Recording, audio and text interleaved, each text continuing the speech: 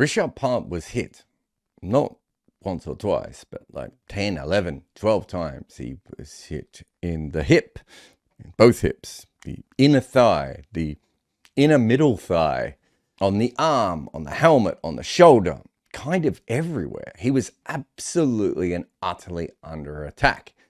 That was the first innings at the SCG. And then in the second innings, Rishabh Pant was hitting. He would charge down the wicket and smash the ball back over the head. He would slash to the offside, ramp the ball over the top, and just slog sweep fast bowlers for fun. This test match might be the ultimate battle over Rishabh Pant, how he should play, how he should act, whether he's following the right instructions, listening to the right voices. And it feels like for almost every Rishabh Pant, there is like a moral war being waged. In this particular test match, it felt like a real war that he had to survive. And at first he was hit, and then he hit. That is the battle of Rishabh Pant. Cricket media used to be pretty simple. Find your favorite newspaper, head to Cricinfo, and maybe a blog you like. Now just finding the best stories and writing is a huge challenge. You already have a job. You just want to read about cricket. Well, that is what the best of cricket is currently doing. They go out daily to find the newest cricket coverage and the best stories from any publication in the world. And when they can't discover what they want, they also hire some of the best writers to produce their own great stories. You can get the best of cricket via their website or on WhatsApp. They find cricket's best stories and give them to you every day. There was a moment in the first innings when Rishabh Pant, after blocking and playing and missing and getting hit on the pad quite a bit, decided to run down the wicket at Pat Cummins and hit the ball back down the ground with a flat bat. We've seen him play that shot so many times before.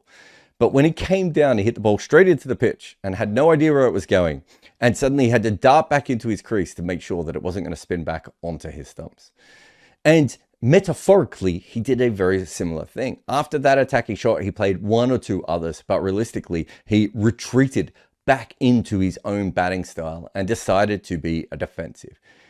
And the question you had to have after that was, well, okay, how much of this was just that the pitch was really tough to bat on, because the pitch was really tough to bat on? And how much of this was Gautam Gambhir saying, come on, mate, just play to the conditions a little bit more? And also, how much was it the external noise, Sunil Gavaskar and everyone else on social media telling him that he should play this way? It feels like in Rishabh Pant's batting, we have this almost pure attacking genius, and yet everyone is always attaching their own fears and hopes onto him, trying to mold him into something else, not letting him just be the player he should be.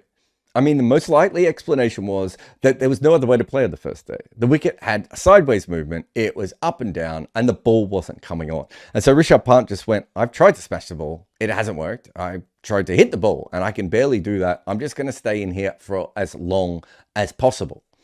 But when Rishabh Pant plays anything other than attacking in cricket, we start to wonder if the voices have an issue in this. And let's be honest, over the last couple of tests, the voices have been about as loud about him as they ever have been.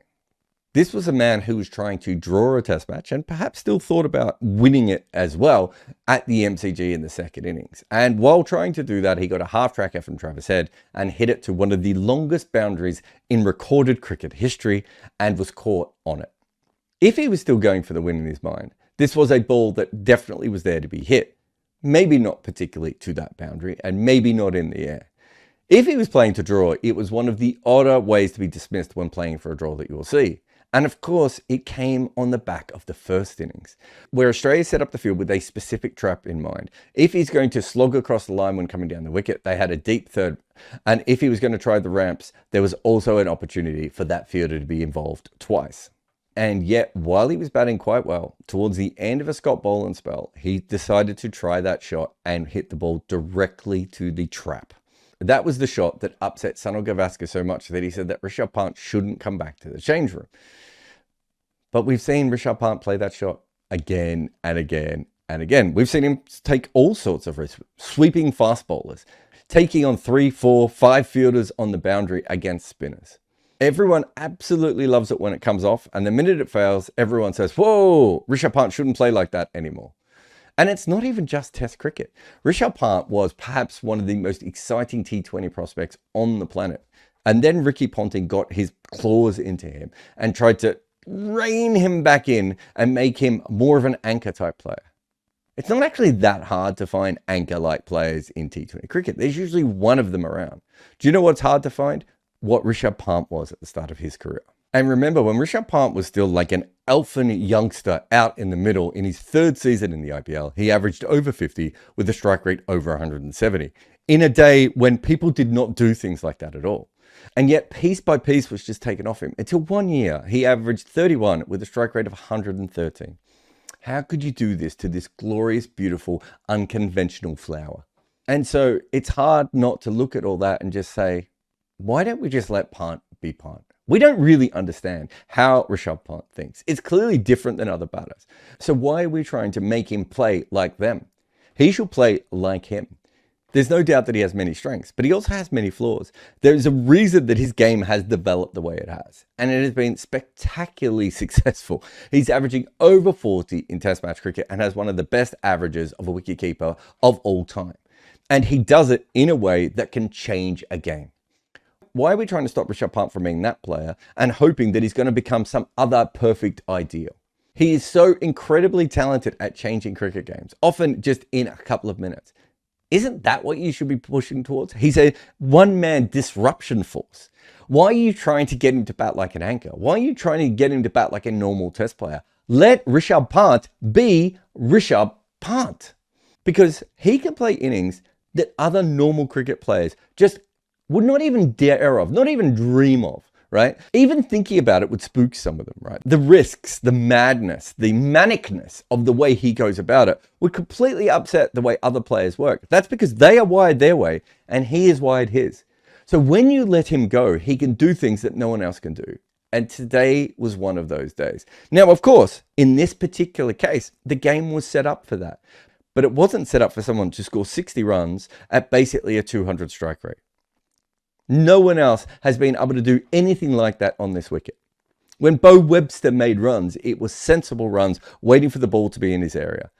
When Rishabh Pant made runs, it was just taking the pin out of a grenade, throwing it back over his shoulder and hoping he got it far enough away from himself. And one of the reasons that is very important, specifically against Australia, is that they are incredibly methodical, calculated, and they have plans that they think about for a long time before they come out in the ground. I mean, as a cricket team, they might as well come out with clipboards with them. And Rishabh Pant ran at them first ball and he punched them in the mouth. They dropped all of their clipboards and they suddenly had to deal with a hurricane of batting.